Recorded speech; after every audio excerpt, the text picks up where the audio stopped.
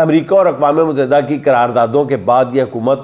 اتنا گھبرائی ہے کہ انہوں نے فوری طور پہ وزیر داخلہ محسن نقوی صاحب کو امریکہ روانہ کیا کہ وہ جا کر اقوام متحدہ کو بھی اور امریکہ کو بھی رام کریں۔ پہلے محسن نقوی صاحب امریکہ اقوام متحدہ کے سیکرٹری جنرل سے ملاقات کی انہوں نے، جس میں وزیر داخلہ صاحب نے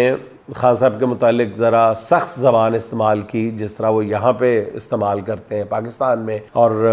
خان صاحب پہ بے بنیاد اور گھٹیا الزامات دہرائے۔ وہ اتنے الزامات شدید تھے اور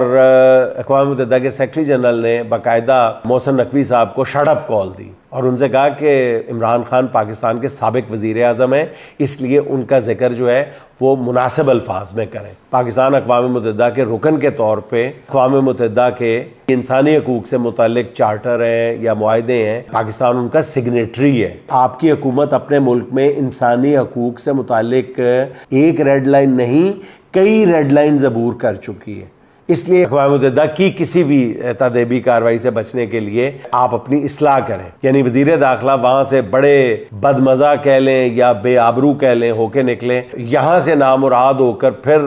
وزیر داخلہ نے امریکی حکام سے ملاقاتیں شروع کی، جس کے لیے امریکہ میں پاکستانی سفارت خانے نے اپنا پورا سفارتی زور لگایا تھا۔ وہ قرارداد کی منظوری سے پہلے بھی لگایا تھا اور بعد میں بھی ہمارا سفارت خانہ پوری طرح وہاں پہ ایکٹیو ہے کہ کسی طرح اس کا کوئی مداوع ہو سکے۔ لیکن ناظرین، میرے ذرائع یہ کہتے ہیں اور حد درجہ باوثوق ذرائع ہے کہ ان ملاقاتوں کے دوران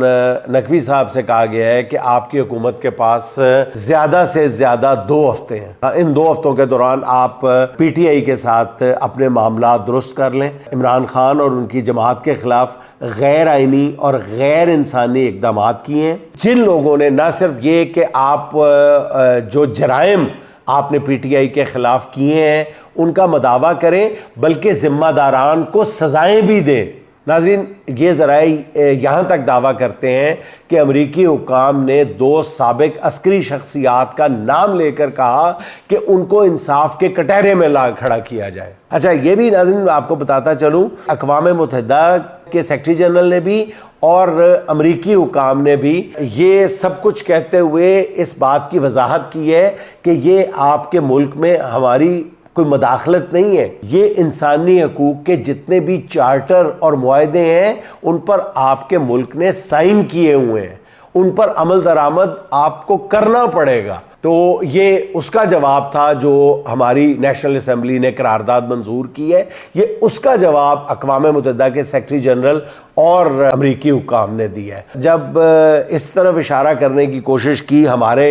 سفارت خانے کے حکام نے یا ہمارے حکام نے کہ جناب آپ کو